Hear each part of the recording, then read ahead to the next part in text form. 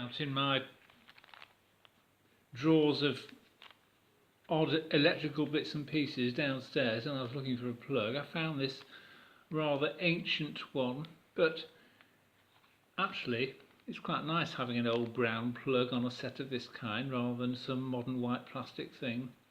So we'll fit it. You'll notice it happens to say on the outside fitted with a 3-amp fuse.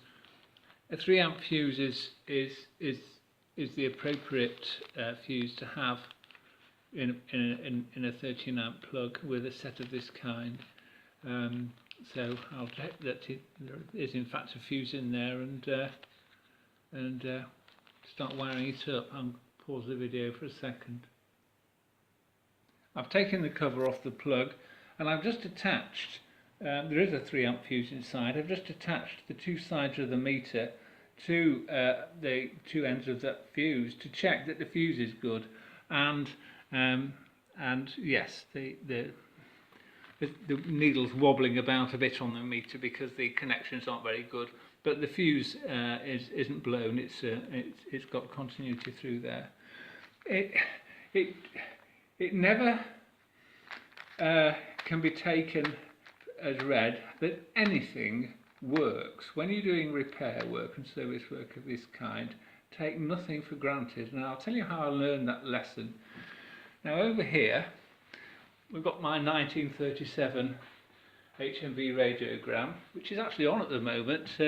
Woman's Hour silenced for the purpose of this video, but I had, when I was a sort of a novice at this, I had a terrible problem with this set.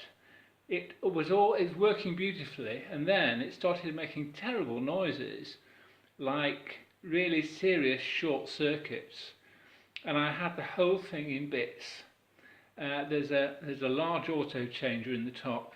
I had that all in bits, looking for this fault, and I was despairing with it. I didn't know what the problem was, and set it aside.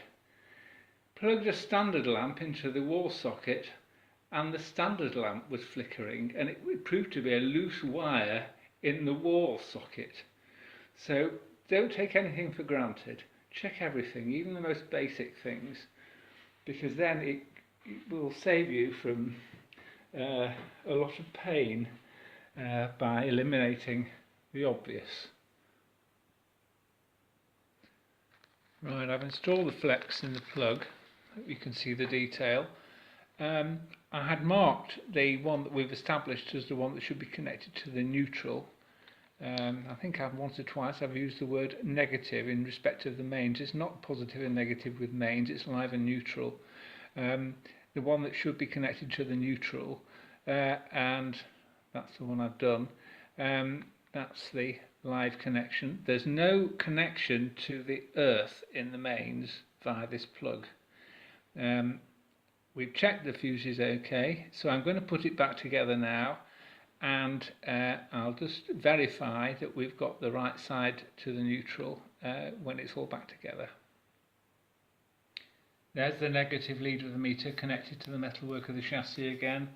There's the other side of it connected to the neutral pin of the mains plug, and there's the meter reading, which is, get it in focus, there we are, 0 ohms, so that's good. If I swap this to the other side of the mains plug, we've got a meter reading of, oh, excuse me a second, there we are. That's the sort of 170-ish that we were getting before. And now, of course, through the mains plug, through to the chassis, which is connected to the other side of the mains plug, we've got the measurement that responds to that one we looked at earlier, the 167, which is the measure of resistance between that point and point 1 there.